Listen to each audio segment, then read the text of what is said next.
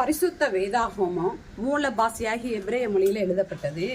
எபிரேய மொழியில் மொத்தம் 22 எழுத்துக்கள் உள்ளது. இந்த 22 எழுத்துக்கள்ல என்னென்ன ரகசியங்களை கர்த்தர் வச்சிருக்கிறாரு அப்படின்னு சொல்றது தான் நம்ம பார்க்க போறோம். முதல் 150 சங்கீதங்களை அடங்கிய அந்த சங்கீத புஸ்தகத்துல பார்க்குறோம்.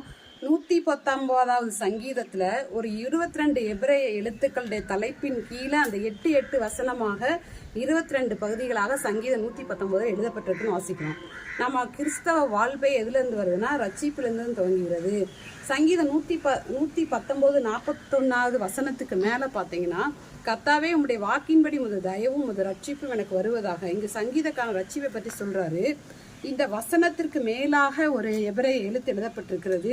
அந்த எழுத்தை பார்ப்போம். நான் என்ன சொல்றேன்னா, அல்பபெட்டுகள் ஆலஃப்ல இருந்து துவங்கும். ஆனால் நம்ம இடையில இருந்து தான் எழுத்துக்களை பார்க்க போறோம். அதனால இந்த 119 41வது சங்கீதத்துக்கு மேல ஒரு எழுத்து எழுதப்பட்டிருக்கிறது. அந்த எழுத்து வாவ் என்று சொல்லப்படுகிறது. இந்த வாவ் என்ற எழுத்தை எப்படி எழுதுன்னு சொல்லி எழுதி காமிக்கிறேன் பாருங்க. இந்த வாவ் என்ற எபிரேய எழுத்து. இந்த வாவ் என்ற எபிரேய எழுத்துக்கு 2 அர்த்தம் இருக்கிறது. ஆணி, கூடார ஆணி. ஏன்னா அந்த ஆணியின் மூலமாக தான் நம்ம ரட்சிப்பு கிடைக்கிறது. ஏன்னா எகோஷுவானா ஏசுன்னு அர்த்தம்.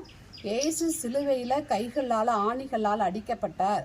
அந்த ஆணிகளால் அடிக்கப்பட்ட அந்த எகோஷுவாவை பார்க்கும்போது தான் ரட்சிப்பு வருகிறதுன்னு நம்ம பார்க்குறோம். அதனால அப்போஸ்தலர் 4:12 பார்க்குறோம், அவராலே அன்றி வேறொருவரால் ரட்சிப்பு இல்லை, நாம் ரட்சிக்கப்படும்படிக்கு வானத்தின் கீழங்கும் மனுஷர்களுக்குள்ளே அவருடைய நாமமே அல்லாமல் வேறொரு நாமம் கட்டளையிடப்படவில்லை என்றான்னு சொல்லி பார்க்கணும். இந்த சங்கீதம் 119 1க்கு மேலே ஒரு எழுத்து இருக்கும். அது பேர் ஆலஃப்னு பேர். இந்த ஆலஃப் எப்படி எழுதுறோம்னு சொன்னால், இப்படி ஒரு சாண்டிக்கலாக இப்படி ஒரு போட்டு இது மேலே ஒரு யோடும் கீழே ஒரு யோடும் போடும். இதுதான் ஆலஃப்னு அர்த்தம். சங்கீதம் 119வது சங்கீதத்தில் முதல் எழுத்து ஆலஃப்னு பேர். அடுத்து நம்ம என்ன பார்க்க போகிறோம் அப்படின்னா, இந்த வாவை நம்ம பார்க்குறோம்.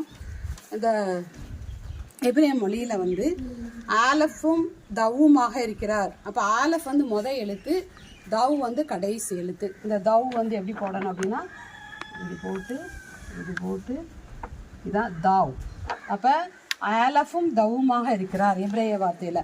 கிரேக்க வார்த்தையில் பார்க்குறோம், நாம் அல்ஃபாவும் ஒமேகாவுமா இருக்கிறான்னு சொல்லி பார்க்குறோம். அப்போ எபிரேய மொழியில் பார்த்தீங்கன்னா அந்த 1:11 பார்க்குறோம், ஆலஃபும் தவ்வுமாக இருக்கிறான்னு பார்க்குறோம். இந்த வாவ் ஒவ்வொரு எபிரேய எழுத்துக்கும் ஒரு நம்பர் இருக்கும். இந்த வாவ் என்ற எபிரேய எழுத்தோட நம்பர் 6. இதோட பொருள் பார்த்தீங்கன்னா ஆணி, கூடாராணி. இந்த கூடாராணி நம்ம எங்கே பார்க்குறோம் அப்படின்னா, சிசராவை விரட்டி வரும் பொழுது